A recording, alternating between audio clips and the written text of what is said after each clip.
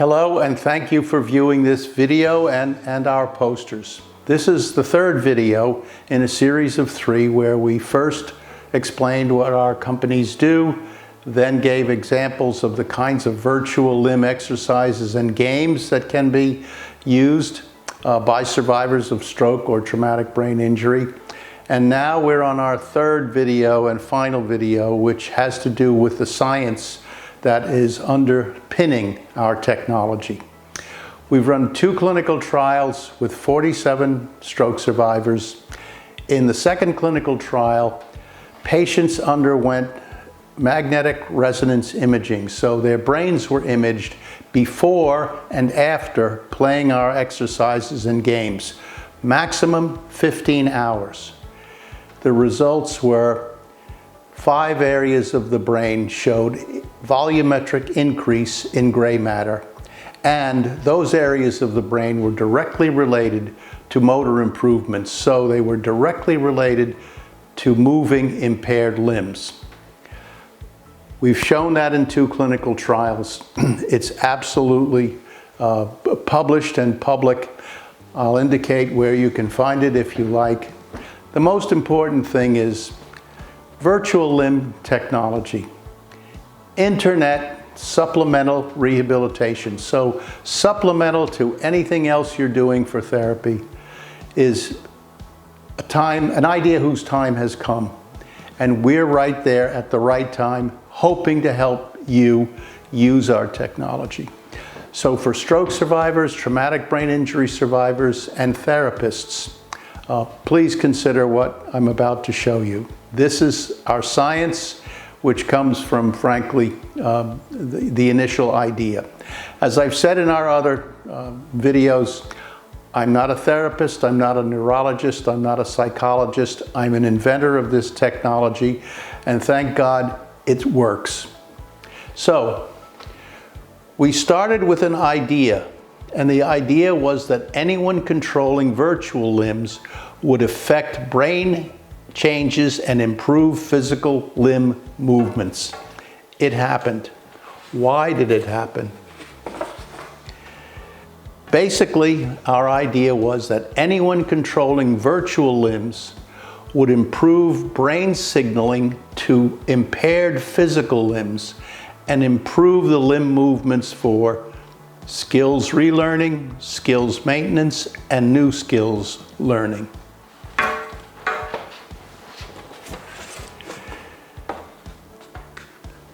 Our clinical trials were reduced to writing, submitted for peer review, a rigorous review by other scientists, and published in 2 journals.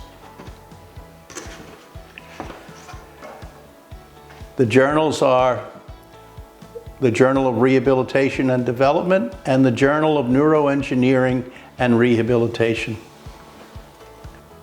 Scientists explain when you think about moving a limb, it's an extension of what your brain has already simulated. So at the point when you are about to execute a limb movement, your brain has already simulated that movement. It's already made kind of a video of the movement, and your body carries out what your brain has simulated. This is a publication by V.S. Ramachandran. His book, The Telltale Brain.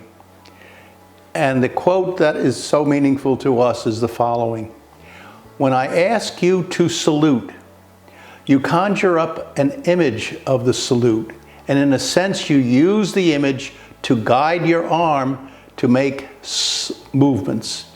That is the ability to create a dynamic internal image of anticipated actions." And Dr. Iacoboni contributes in the journal Science the following quotation: "Motor planning for physical actions is generated by brain mechanisms that create internal motor representations of the action. That is to say, cortical simulations." In our first pilot study, entitled Pilot Study Computer-Based Virtual Anatomical Interactivity, we found that participants demonstrated relevant improvement in shoulder, elbow, and wrist strength, and significant improvement in executive functioning. So executive functioning, another way of explaining executive functioning is cognitive processes. So thought processes, everything from simple things like ordering groceries to more complex processes. In our second study, as I indicated, magnetic resonance imaging before and after playing our games revealed gray matter increases in 5 brain areas: the tail of the hippocampus, the left caudate, the rostral cingulate zone, the depth of central sulcus, and the visual cortex. A positive correlation between the gray matter volumes in 3 cortical regions, motor and premotor and supplementary motor areas, and actual motor physical test results was detected. So folks, if you are interested in supplemental rehabilitation, if you're interested in accessing the internet to get virtual limbs on your screen at home using only a standard computer and a standard computer mouse or touchscreen, if you're interested in controlling a virtual limb as a way of increasing the capacity of the brain to communicate to the impaired limb, then consider our technology.